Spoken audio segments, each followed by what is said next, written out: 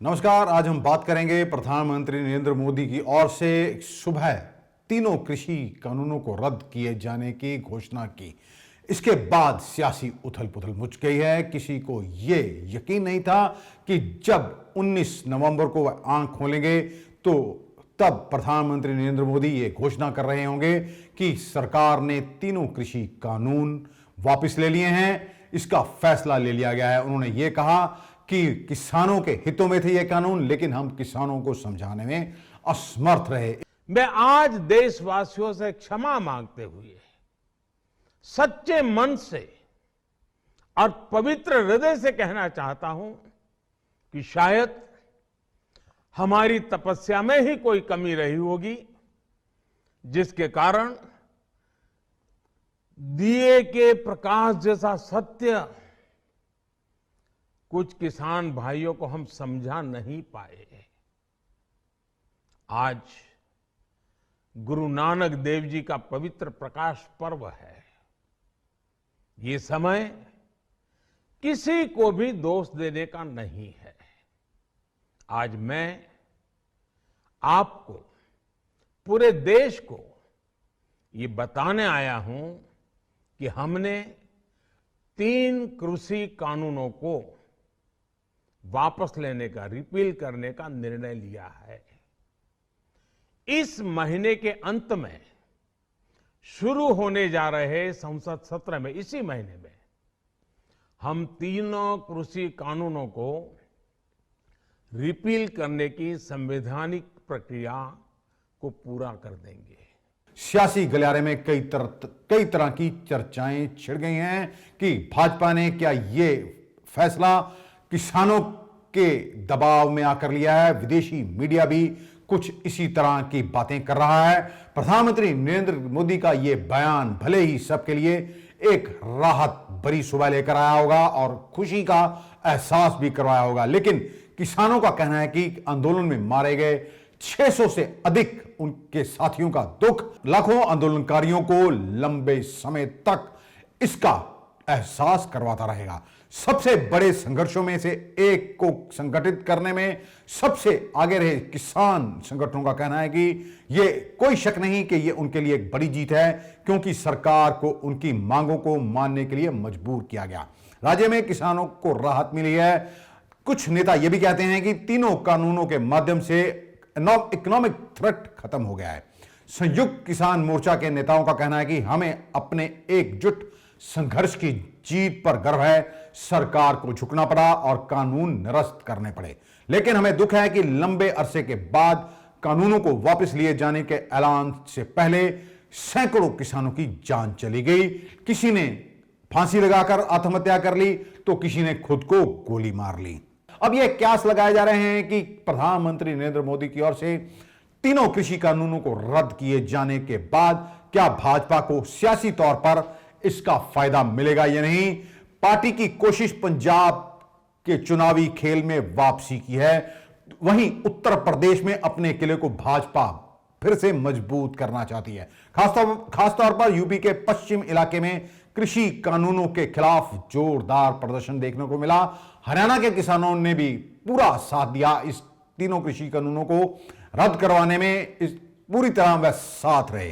पंजाब में भाजपा के लिए कैप्टन अमरिंदर सिंह के साथ गठबंधन का रास्ता भी साफ हो गया। जहां चुनावी तालमेल किए पंजाब के पूर्व मुख्यमंत्री ने कृषि कानूनों की वापसी की शर्त रख दी थी।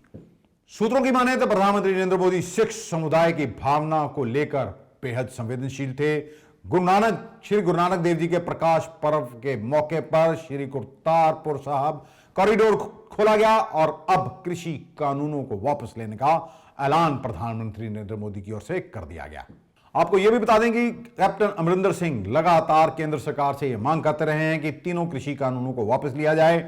पूर्व मुख्यमंत्री कैप्टन अमरिंदर सिंह इस बारे में केंद्रीय गृह मंत्री अमित शाह और प्रधानमंत्री नरेंद्र मोदी से भी कई बार मिल चुके हैं। जब वह कांग्रेस से अलग हुए थे और अपनी नई पार्टी का ऐलान उन्होंने किया था, तब उन्होंने भाजपा के साथ तालमेल के संकेत दिए थे और यह कहा था कि केंद्र सरकार कृषि कानूनों को रद्द करे तो उनसे अगले विधानसभा चुनावों में तालमेल बिठाया जा सकता है।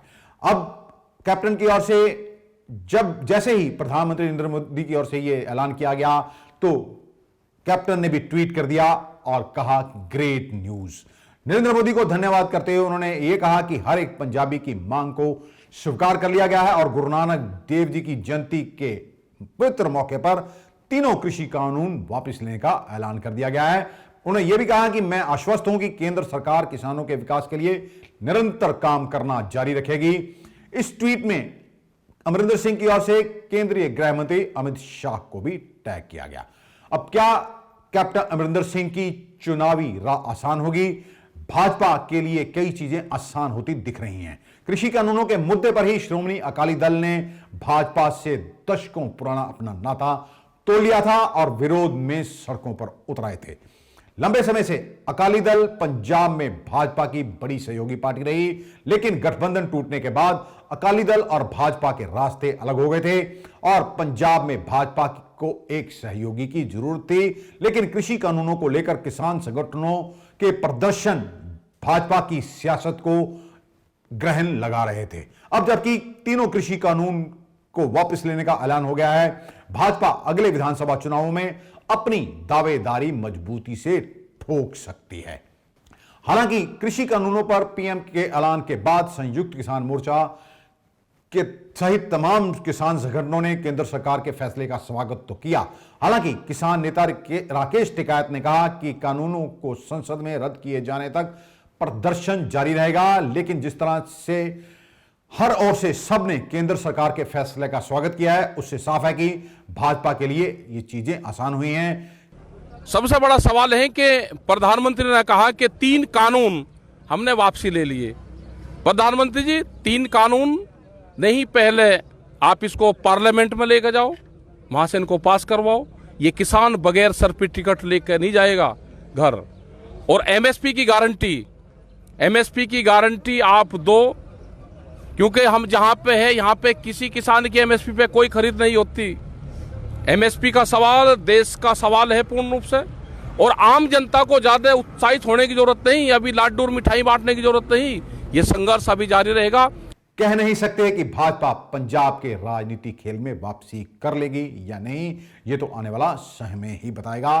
कहां विपक्ष खुश था कि चुनाव में किसान आंदोलन को मुद्दा बनाकर अगले साल होने वाले पंजाब में होने वाले खासकर विधानसभा चुनावों में भारतीय जनता पार्टी के खिलाफ नकारात्मक माहौल बनाने की कोशिश की जाएगी। लेकिन शुक्रवार की सुबह जैसे ही प्रधानमंत्री ने तीनों कृषि कानूनों को वापस लेने की घोषणा की, विपक्ष में मायूसी छा गई। आपको यह भी बता दें कि मेघालय के राज्यपाल सत्यपाल मलिक भी सरकार के खिलाफ मोर्चा खोल चुके थे। 2014, 2017 और 2019 के चुनावों में भाजपा की जबरदस्त सफलता के पीछे पश्चिमी यूपी के जाट समुदाय का हाथ था। लेकिन तीनों कृषि कानूनों के कारण यह समुदाय भाजपा से इतना नाराज बताया जा रहा था कि वह 2022 के चुनावों में भाजपा को सबक सिखाने के लिए तैयार हो गया था। लेकिन अब भाजपा कृषि कानूनों को वापस लेकर डैमेज कंट्रोल करने में कामयाब होती दिख रही है। आपको यह भी बता दें कि तीनों कृषि कानूनों का इतना जबरदस्त विरोध हो रहा था कि कई भाजपा नेताओं का घेराव किया गया, यहां तक कि उनके कपड़े भी फाड़ दिए गए। कई गांवों के बाहर यह लिखकर लगा दिया गया था कि भाजपा के नेताओं की एंट्री पूरी तरह से बैन है। अब तीनों कृषि कानूनों को रद्द कर दिया गया है। अब भाजपा को इतना विरोध का सामना नहीं करना पड़ेगा। एक बात तो किसान आंदोलन से साफ हो गई कि यदि हम संगठित तौर पर एकजुट हैं तो किसी भी सरकार से सही फैसले मनवाने में हम कामयाब हो सकते हैं। तीनों कृषि कानूनों को रद्द किए जाने की घोषणा के बाद से ही सियासत गर्मा गई है। कांग्रेस की अध्यक्ष सोनिया गांधी ने इसे किसानों के बलिदान की जीत बताया और कहा कि 700 के करीब किसान परिवारों जिनके सदस्यों ने न्याय के लिए इस संघर्ष में अपने प्राणों की आहुति दी, आज उनका बलिदान रंग लाया है। आज सत्य, न्याय और अहिंसा की जीत हुई है। उन्होंने यह भी कहा, लोकतंत्र में कोई भी फैसला प्रत्येक हितधारक से बातचीत और विपक्ष के साथ विचार विमर्श के बाद ही लिया जाना चाहिए। मुझे उम्मीद है कि मोदी सरकार ने भविष्य के लिए कम से कम कुछ सबक तो सीखा होगा। वहीं 20 नवंबर को देश भर में कांग्रेस ने किसान विजय दिवस मनाने की घोषणा भी कर दी है। इसके मद्देनजर सरकार के फैसलों के खिलाफ किसानों की लगातार और उत्साही लड़ाई को सल्यूट करने के लिए राज्य इकाइयों से किसान विजय रैलियां या किसान विजय सभा आयोजित करने को कहा गया है।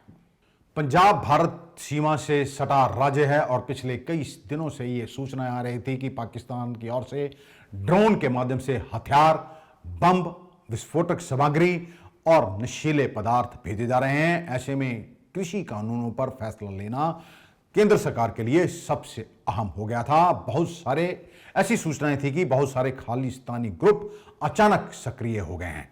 ऐसे में चुनाव से पहले कई गुट पंजाब में एक्टिव हैं जिनका जो मौके का फायदा उठा सकते हैं। जब भाजपा और अकाली दल का गठबंधन हुआ था उस वक्त दोनों दलों के शीर्ष नेता लाल कृष्ण आडवाणी और प्रकाश सिंह बादल की सोच यही थी कि अगर सिखों की नुमाइंदगी करने वाली पार्टी अकाली दल और खुद को हिंदुओं के साथ जोड़ने वाली पार्टी भाजपा साथ में चुनाव लड़ें तो राज्य और देश की सुरक्षा के लिहाज से यह बेहतर होगा। इस वजह से सालों तक यह गठबंधन चला।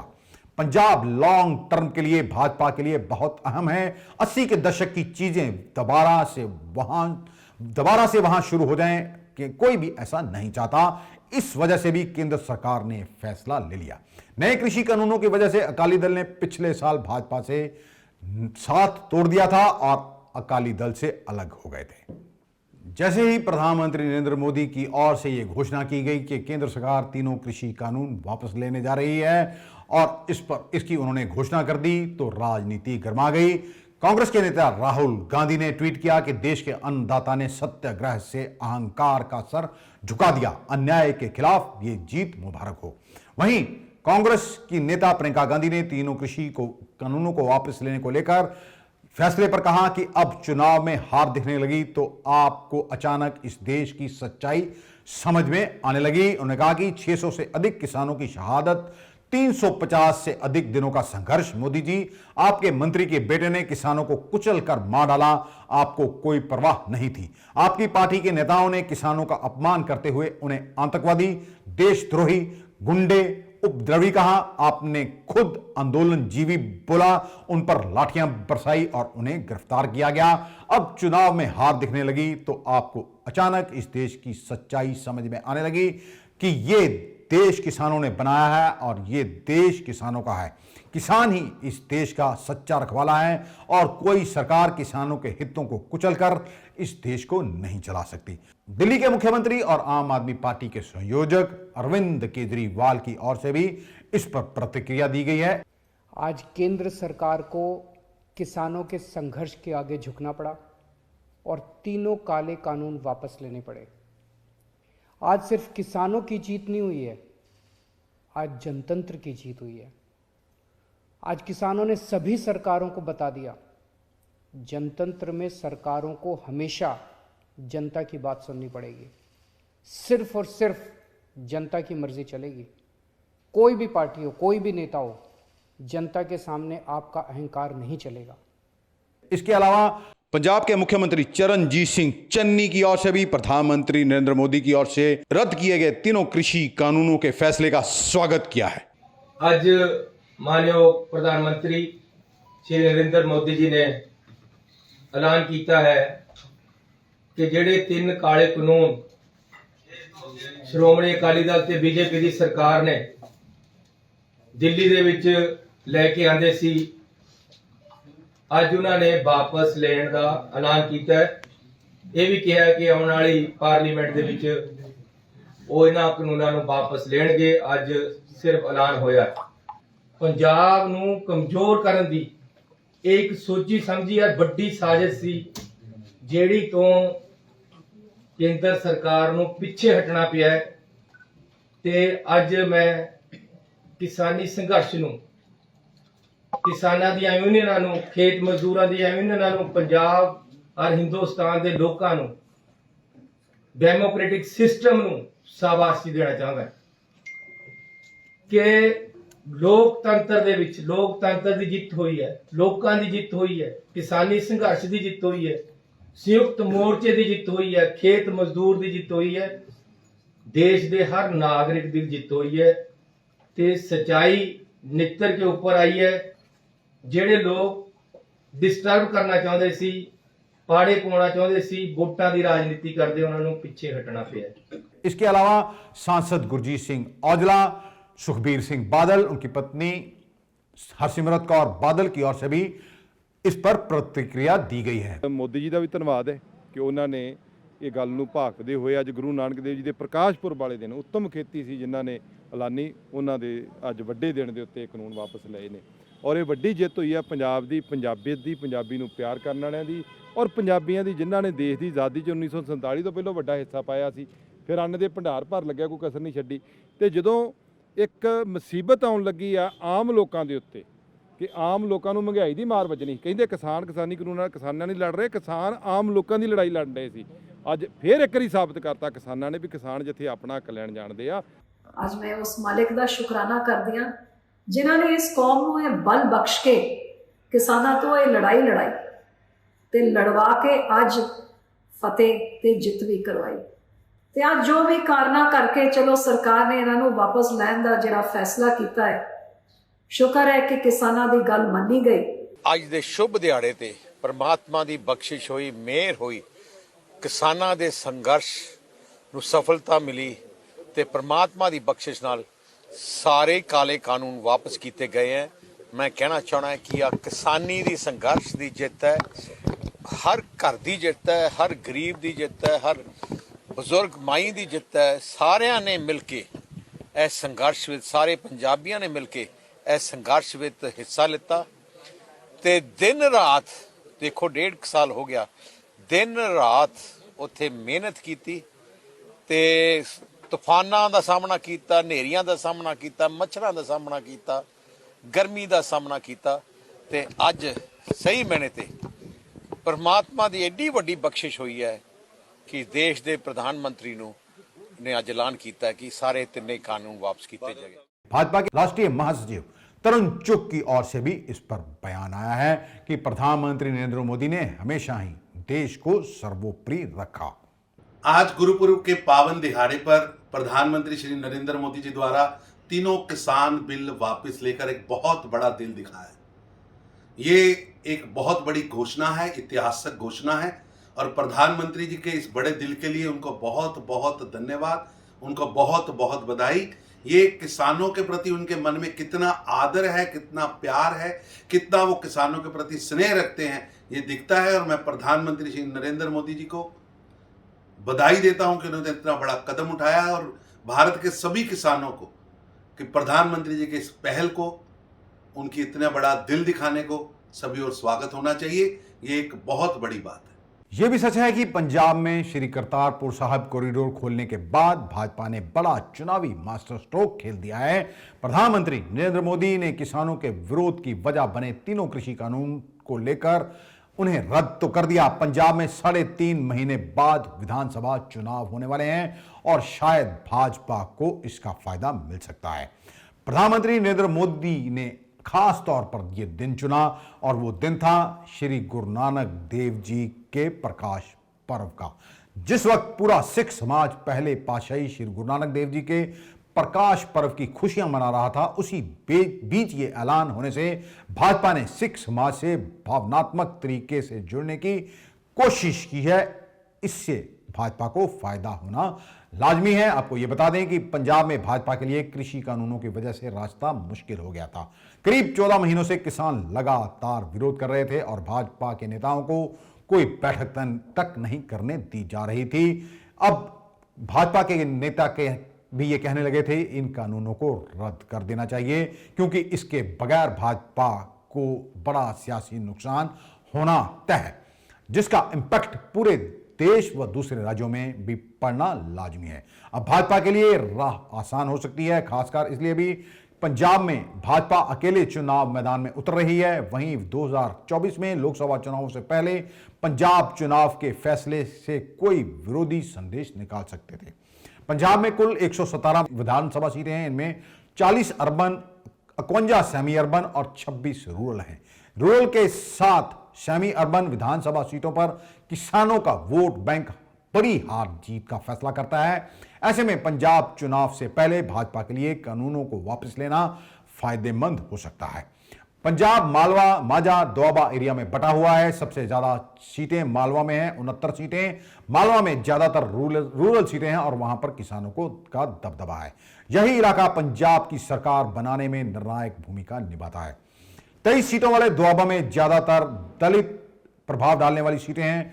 25 सीटों वाले माझा में सिख समुदाय वाली सीटें हैं। गुरुपुरब पर लिए गए फैसले से भाजपा ने सिखों के भावनात्मक रूप से जुड़ने की कोशिश की है। यह वोट पाले में आए तो भाजपा के लिए प्लस पॉइंट हो सकता है।